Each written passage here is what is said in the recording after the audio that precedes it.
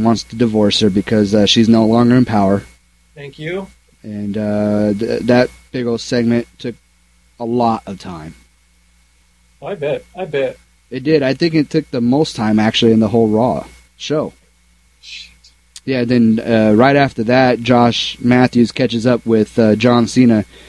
He calls The Miz out for picking on the toughest guy in the bar to make a name for himself. Right. So, again, another storyline build-up. So look for that three-way match. The next match after that, which was Ted DiBiase and Cody Rhodes versus the Colognes. Really? Yeah. And was that pretty good? Because that sounds good. It was pretty good. I think they let DiBiase and Rhodes go on this one. And it was pretty exciting. It was kind of fast-paced. And believe it or not, Ted DiBiase and Cody Rhodes won this. Really? DiBiase put the Dream Streak to pick up the win. And this was the last match of the show. But this wasn't for the title, was it? No, they're not. It wasn't for the title. Okay. So look for that title defense in the next. That would actually be good. That I'm interested in seeing. So it looks like, because of DiBiase and Rhodes, they won without a title defense. Usually, and that's another thing I want to point out. Another exposure point is that whenever you have champions, and when the belt is not on the line, always look for the challengers to win. Yeah. They always do it. I mean, it's a dead giveaway. It's so stupid. That was the last match of the show, of the whole entire show, even though they still have the main event coming up, and I'll tell you why. That match took 7 minutes and 28 seconds, so that kind of a longer match, it probably went through some commercials, which it did. Nice. Well, it's 3 minutes. 3 minutes each side. If you think about it. Yeah. Here's this. This is the WWE Championship on the line. Randy Orton versus Batista, with Cody Rhodes and Ted DiBiase out in ringside.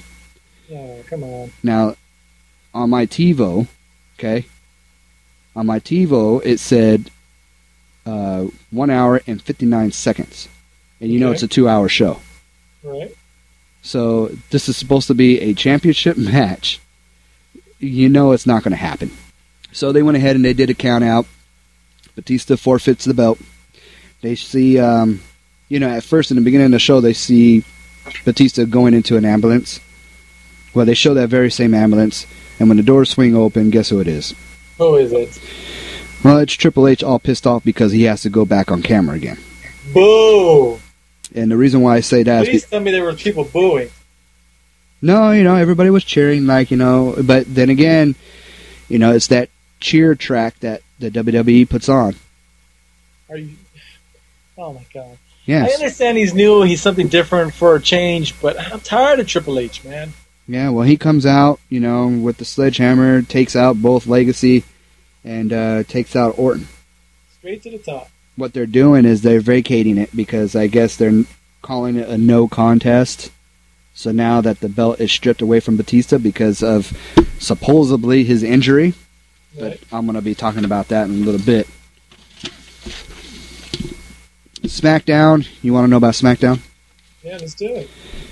Smackdown opens up with World Championship CM Punk coming out to cut a promo. The crowd was into him until Jeff Hardy comes out. Okay. So that was a big old thing about that. World Championship CM Punk defeats Chris Jericho. Ooh. And like I said, this is going to be the short version of this. So I'm just giving you a rundown because this was the spoilers, and even though SmackDown did run already, okay, we get the spoilers because they film it on Tuesdays. That's right. Dolph Ziggler, once again, defeats the Great Khali via countout. So, again, another 4 weeks of Dolph Ziggler and the Great Khali feud. Yeah, Khali's got to get out of there, man. He's lame. Well, you would think that, because they're building... Put him on Raw. Well, the Ziggler and Khali, they've been having at it, and, I don't know why them two wasn't on the Extreme Rules instead of that Fatal 4-Way match. Well, because... This was the only two that had a feud that didn't get on the pay-per-view card. You know what? That's very true. So, Michelle McCool and Leda defeats the women's champion Melina and Eve Torres. And, Michelle, McCool, and Melina carried that match. Yep. John Morrison and R-Truth defeats Shelton Benjamin and Charlie Haas. That sounds good. Edge defeats Jeff Hardy by DQ when CM Punk got involved. Punk was doing commentary, and Edge threw Hardy at him. Punk then responded, causing the DQ. And they had a dark match, which was the world champ CM Punk versus Jeff Hardy. And Jeff Hardy beats Chris Jericho and Edge in a steel cage match. Oh, really? Yeah. After the match, after the match, Hardy nails Punk with the twist of fate. Ooh. Why that wasn't aired, I don't know. But I could tell you... Just crowd reaction to see if they can carry it that way, I think. Well, no, I could tell you the reason why they didn't want to show that, and that's coming up in the news. So we're going to be covering the news part right now. So anyway, in the news that I have here, World Wrestling Entertainment now has come to terms on and released SmackDown superstar Umaga as of June 8th, 2009. So they confirmed it on their website. Please tell me why. Well, Eddie Fatu is his real name.